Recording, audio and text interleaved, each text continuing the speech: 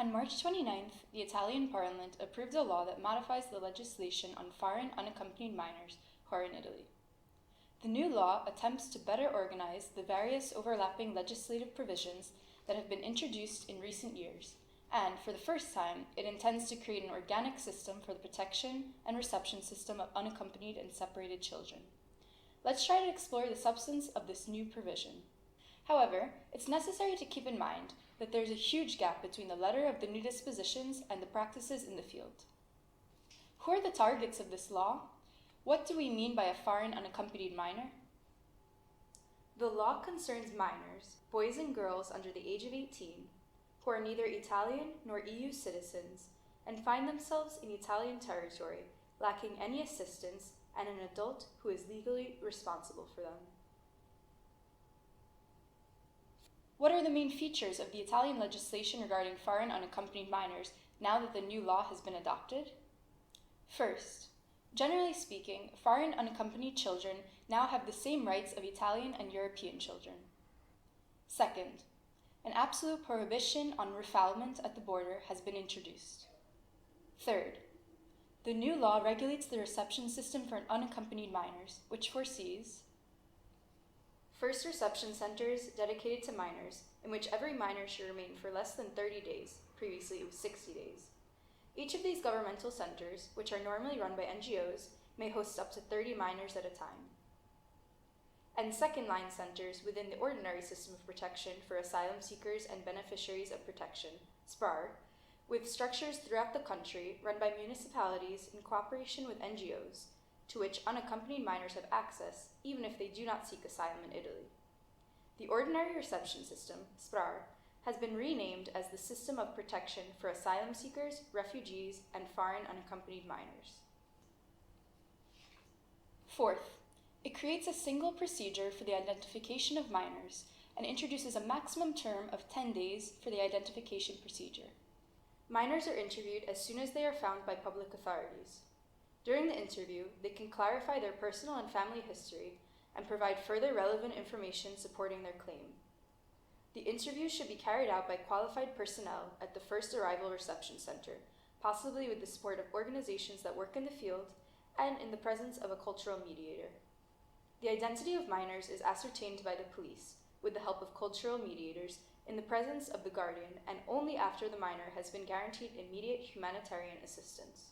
In the identification process, doubts concerning the age declared by the minor may arise.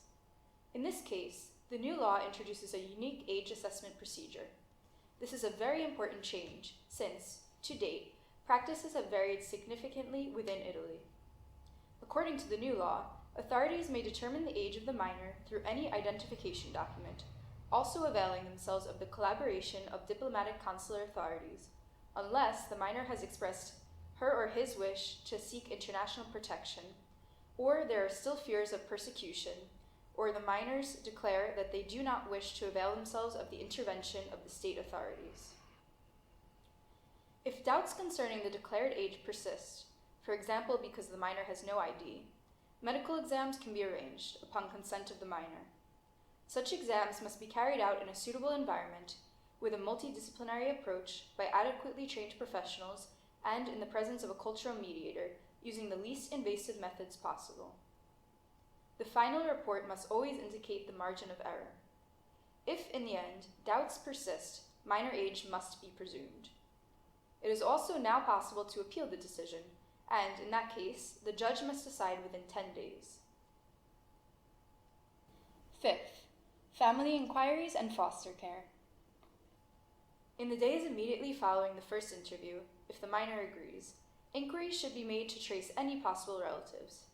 If any relative suitable for taking care of the minor is identified, this solution must be given preference over accommodation in reception centers. Sixth, list of volunteer guardians. Another relevant feature is the creation of a list of volunteer guardians. Every minor who arrives in Italy without an adult who is legally responsible for him is appointed a guardian who can take care of him and assist him legally. On the list created by the new law, there may be private citizens, selected and adequately trained by the regional ombudsman for children. Furthermore, the law, 1. Establishes a national information system for unaccompanied minors. 2. Streamlines residence permits to be issued to minors by eliminating different types of permits, which by now have fallen out of use. Another important feature is that the minor will be able to apply for the residence permit directly at the police station in charge, even without an appointed guardian. 3. Extends the guarantee of full health care, not just emergency care, to unaccompanied minors, provided that they register with the national healthcare system, even when they do not have a residence permit yet. 4.